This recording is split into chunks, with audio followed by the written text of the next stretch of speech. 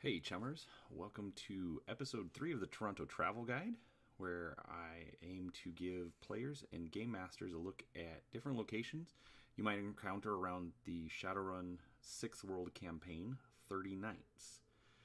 The video should be spoiler free and is intended to give everyone an idea of the different locations mentioned in 30 Nights.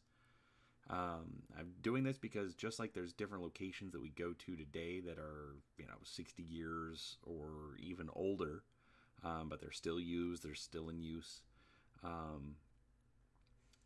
These places at least still exist in the sixth world. So they might not be exactly the same, but hopefully with this travel guide, you'll have a better idea of what the location looks like and have a better role-playing experience. So, today we are talking about some areas around the Toronto Islands, which you can see here. Basically, it's an archipelago just off the coast of Toronto. And as I said last time, we'll kind of reference everything based off of this entertainment district here. The CN Tower from our first video is located right here underneath where it says Entertainment District. We have the stadium for the Toronto Blue Jays right here. And then obviously we've got our Toronto Islands over here. Now, the islands are both natural and manufactured. And as you can see, there's a bunch of different things happening out here. There's the airport, there's an amusement park, there are different marinas, and there's even a residential area that actually does not have cars on it. So, but to start off with, we'll look at this, which is Billy Bishop, or the Toronto City Airport. It's a small regional airport, mostly services prop planes currently. Interesting fact that I found out while researching this is that it was built on top of Hanlan's Point Stadium, which was the site of Babe Ruth's first professional home run that he hit while playing for the Providence Grays in 1914, and he actually hit the ball into the lake. But let's take a look at some of the pictures here. So we've got a bird's eye view of the airport. Pretty small. I couldn't really find any information about the size of the largest plane that can reach, or that uses that airport. Here's a view of the CN Tower.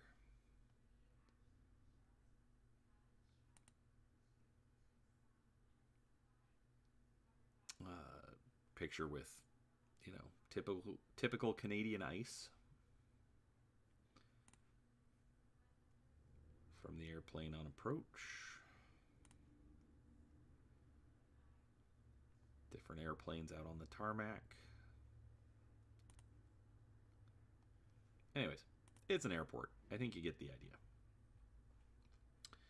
Our next location is the Centerville Amusement Park, located basically in the middle of the middle of the islands. It's a small park. Some rides for children. One of the features of the park is it does have a 1907 vintage carousel made by the Denzel Carousel Company. As of 2020, less than 150 survive. Another one that you may know is actually the King Arthur Carousel at Disneyland is another Denzel carousel. Let's see here.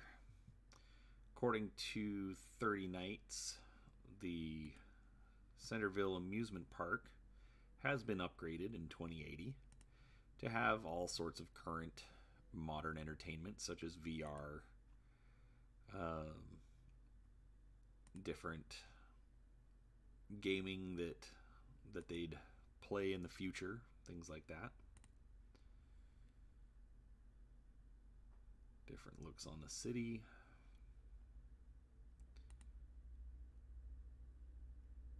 From the merry-go-round. Or I guess that would be a Ferris wheel. Man, that was a mistake. Sorry. Lots of different just picnicking areas, which seems to be pretty popular.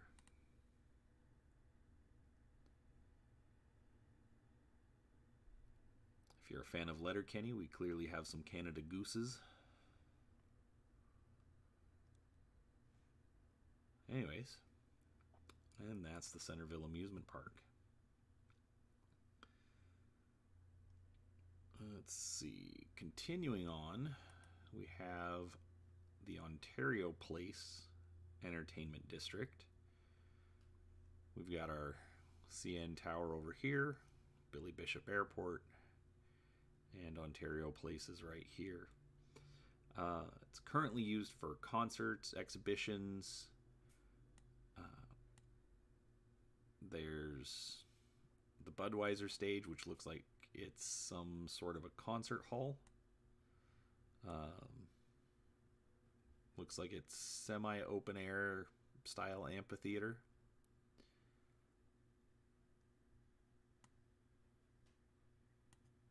Different walkways in and out.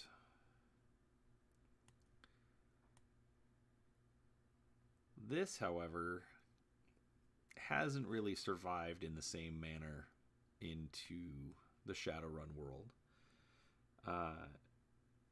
In 2080, it is much more run down, home to a lot of squatters. Apparently Lone Star will go in and clear them out from time to time, but the squatters eventually return. Let's see if we can get some better pictures. Wow, that actually looks pretty cool. Good old Canadian ice and snow.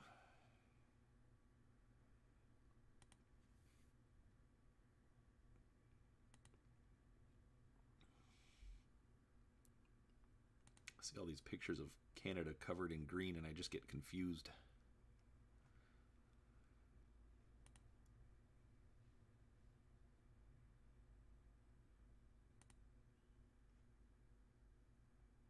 Different marina shots.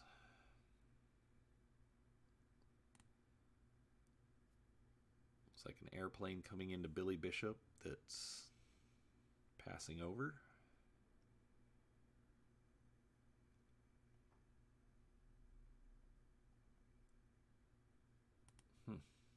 I wish they had some better pictures of the concert venue. Here's a great picture of the CN Tower.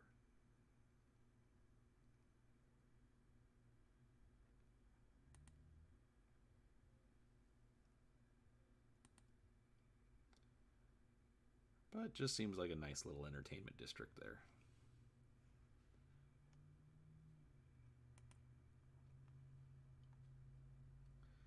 Now we're going to move on a little bit from the islands over into East York, which, according to 30 Nights, is probably the most diverse portion of the city. We've got our CN Tower over here, and the first place we're going to talk about is the beaches. It's just a relaxed neighborhood at this point. Primarily a summer destination because of the beach along the coast here. Let's take a look at some pictures.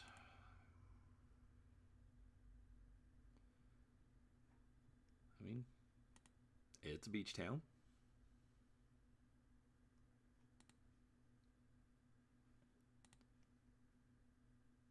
Again, more of this architecture style that I like. I have no idea how old this house is, but Clearly, it is not a new build. Would be really interesting to see if that survived into the 6th world.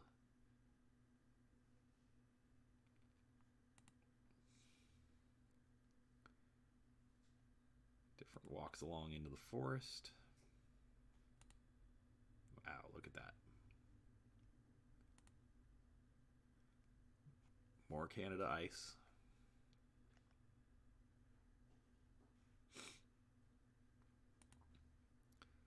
All right, so that's the beaches. And then we've got Little India, which is just, we've got our CN Tower, we've got the beaches, so Little India is up here on the left.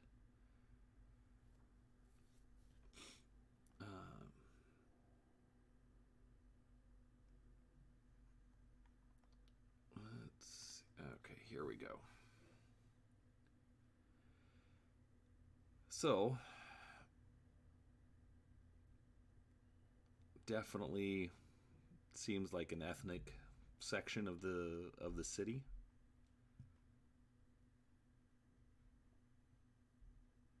Restaurants, clothing, jewelers, more restaurants.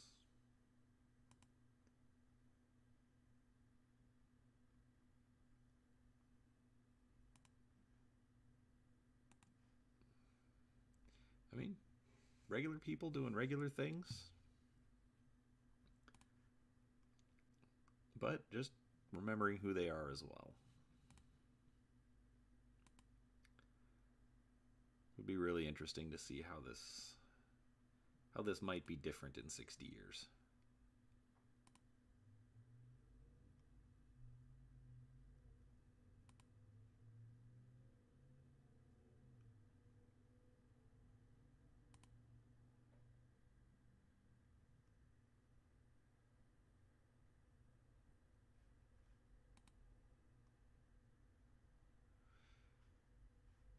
Furniture repair. Yeah.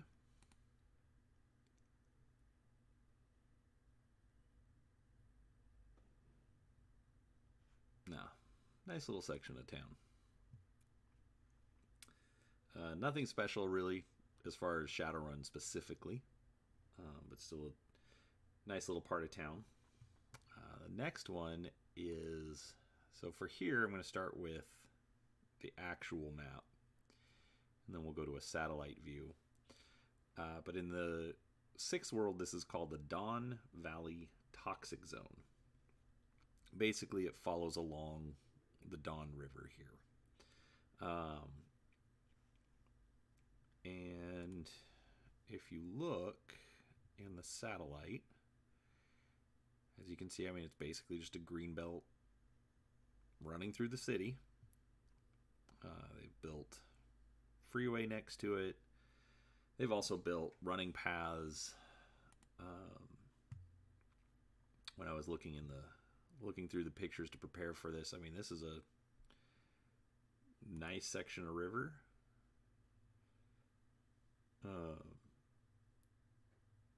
It was, pretty polluted back in the day, but Toronto's done a lot of work in cleaning it up. And apparently the 6th world has done a lot of work in messing it up again. So, but even with that, the way that 30 Nights describes it is that, it may be toxic, you may be able to walk on the water there, but it's still a nice place to go for a jog. So,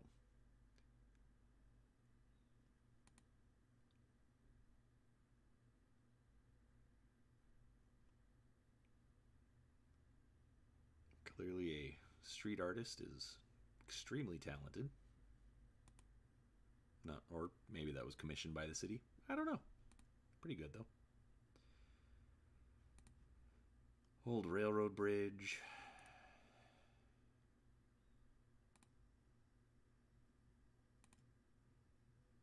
But yeah. Bike paths, running, etc. And then the last section that I want to talk about is the Old Dawn Jail. So we've got our CN Tower over here, docks, and the Old Dawn Jail is located here along the Dawn River. Now, it was built in 1864. Let's pull up a picture of it.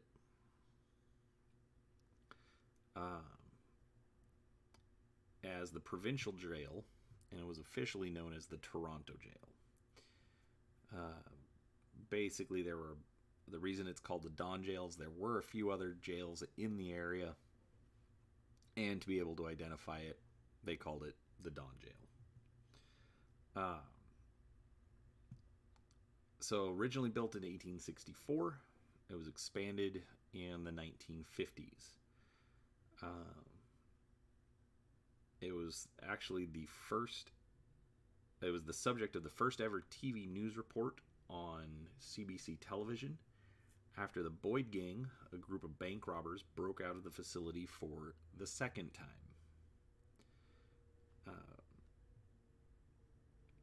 Let's see, let's take a look at this.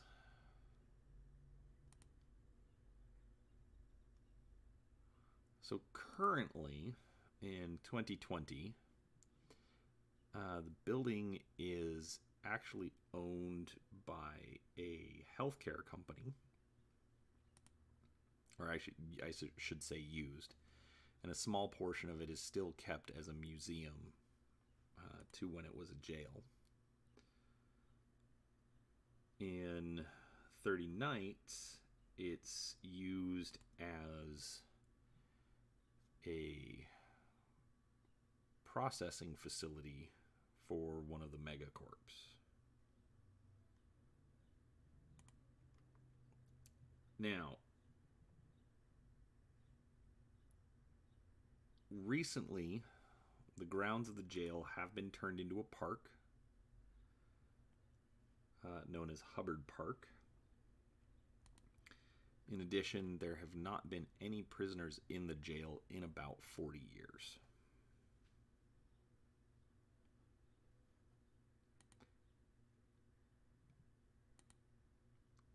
Let's see. The jail was used for capital punishment. The first execution was in 1908 in a converted washroom in the northeast corner of the building, and it was used for hangings. There were 26 hangings in total, 3 of which were 2 people at once. So for Shadowrun, because of the fact that it was used for execution, Shadowrun treats it as if magic is tainted or corrupted in the area.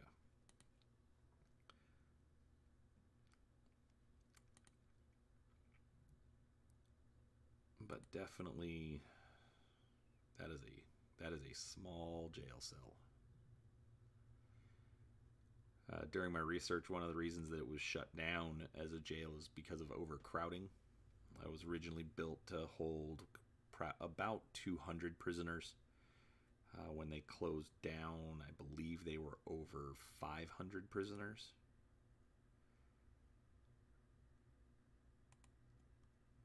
And the expansions to it were not, that extensive.